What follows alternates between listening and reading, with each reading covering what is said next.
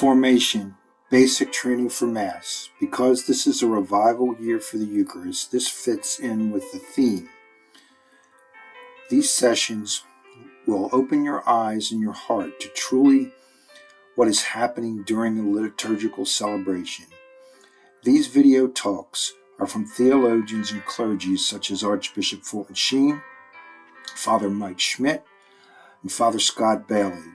Each session will conclude with a discussion and question.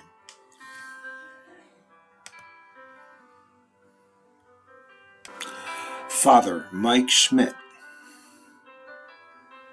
Yeah, but if you don't want the Eucharist, you don't want Jesus. Yeah, but the church on the street, their preachers know how to preach. My priest is boring. I know he is. But if you don't want the Eucharist, you don't want Jesus. But they have incredible studies, and they have incredible groups, and they have incredible community.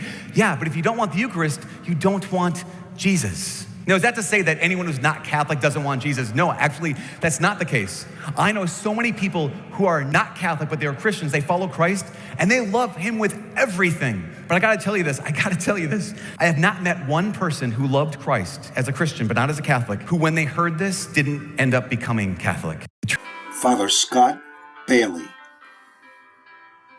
Sitting in Catholic Mass and wondering to yourself, why is it that this thing is done this way? Like, why are we kneeling and then standing and then kneeling and then sitting? Or what's up with this thing that we do with the gospel every time it's read? There's a lot of things at Mass that we may not understand. There's a lot of history to a lot of things that we do. So if you're interested, what I'd like to do today is do a deep dive. I want to talk about everything that happens in the Mass, and let's explore some of these things together. So what I'm going to do is we're going to watch a Mass together, and I'm going to offer some commentary in the hopes that it will help you. Archbishop Fulton Sheen. I don't want to go to church. I don't get anything out of it.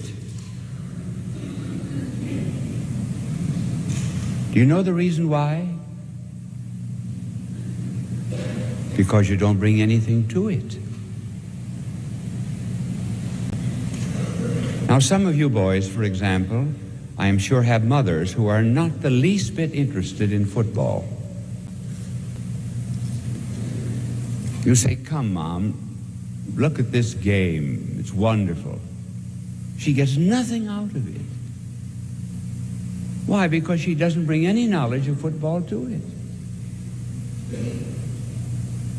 Think of how many people would not go to an opera.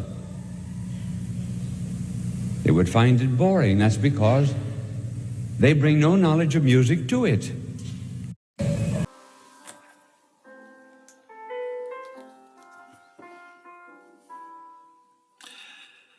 These short clips are just a taste of the message these men of Christ will bring to us to kick off COR.